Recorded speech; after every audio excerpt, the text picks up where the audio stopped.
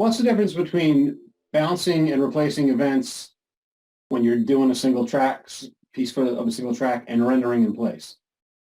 So if I'm bouncing and rendering replace, is because it's MIDI. sorry? Rendering is because it's MIDI, Yes, and rendering means turn it into audio. to audio, exactly. When you have an audio track, right?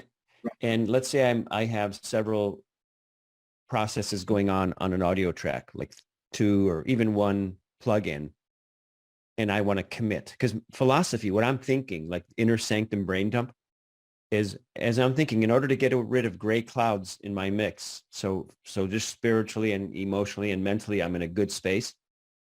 I'm always thinking, commit and move on, commit and move on. And one of the ways I commit and move on is if I have an audio track and I've got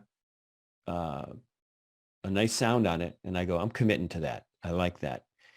Then I'll highlight it.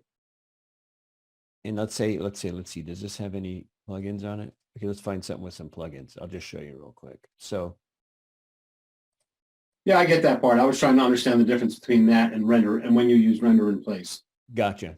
So yeah, so anyway, on an audio track, I'd use bounce and replace. And there's no bounce and replace for a MIDI track. So the equivalent there would be render in place. So it'd be edit and render in place. And now, didn't you just do that with the piano a minute ago? Or No. you did it with strings? With the low string, the contrabasses. Yeah, so I took it and from... then how was it that, because it looks like the MIDI is still the MIDI, but the contrabass is below it. That's right. And that's what happens with render in place. And then I keep that MIDI there as my kind of work table in case I need to go back to it. Right, but the in place isn't really in place. You get to tell it where to go. No, it goes right. It goes right below. Oh, okay. Okay. Yeah, it goes right below. Does that help?